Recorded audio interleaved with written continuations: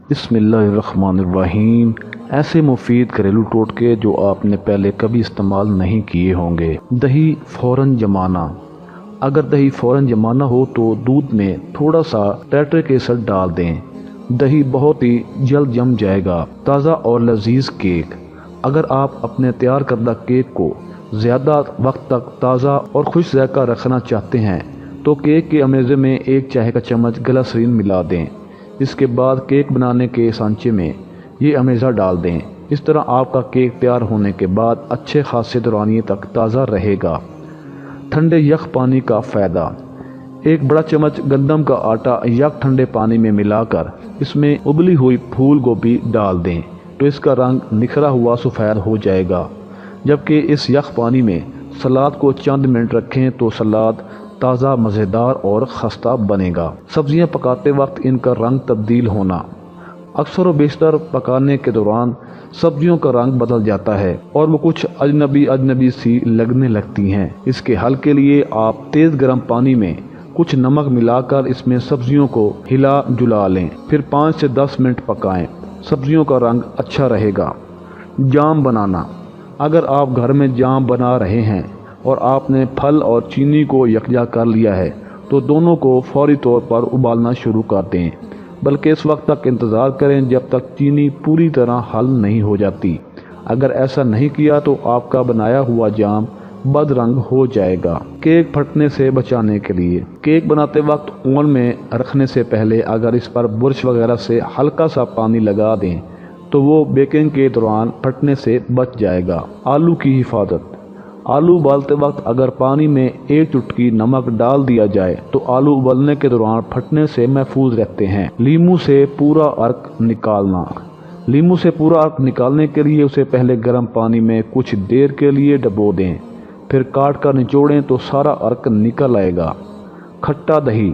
دہی اگر بہت زیادہ کھٹا ہو گیا ہے تو اسے ضائع کرنے کی بجائے اس میں چاندی کے زیور بھگو دیں اور تھوڑی دیر بعد دھو لیں۔ اس طرح زیور بالکل نئے چمکدار ہو جائیں گے۔ چمڑے کے سوٹ کیس کی صفائی۔ چمڑے کے سوٹ کیس چمکانے کے لیے ایک نرم کپڑے کو لیموں کے رس میں ڈبو کر سوٹ کیس پر رگڑیں، سوٹ کیس چمک جائے گا۔ کپڑوں پر پرفیوم کا دبا۔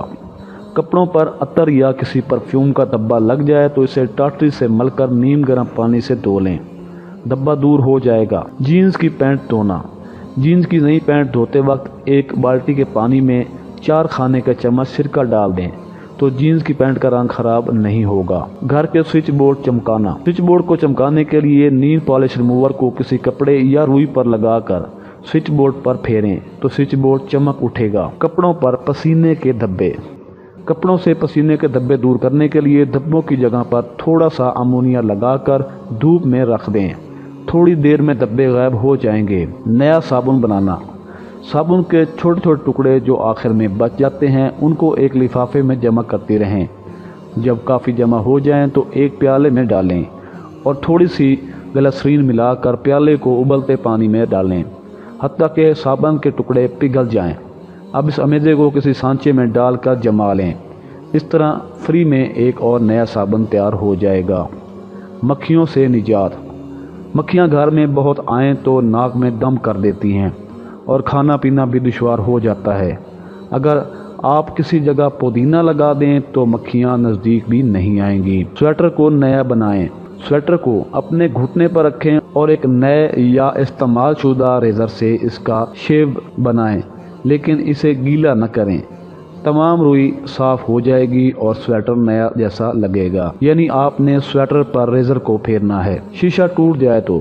اگر کوئی شیشے کا گلاس ٹوٹ جائے اور اس کے ٹکڑے زمین پر بکھر جائیں تو آٹے کا ایک گولا بنائیں اور اس کو زمین پر گھمائیں۔ سب ٹکڑے اس میں چپک جائیں گے اور شیشے کے ٹکڑے پیروں میں نہیں چبھیں گے۔ لپسٹک ٹوٹ جائے تو۔ اگر آپ کی لپسٹک ٹوٹ گئی ہے تو کوئی بات نہیں، ٹیوب میں ٹوتھ پک داخل کریں اور اسے ہلکی آنچ پر گرم کریں یہاں تک کہ لپسٹک کے جوڑ آپس میں مل جائیں۔ لیجیے آپ کی لپسٹک استعمال کے لیے تیار ہے۔ کپڑوں پر مہندی کا دبا۔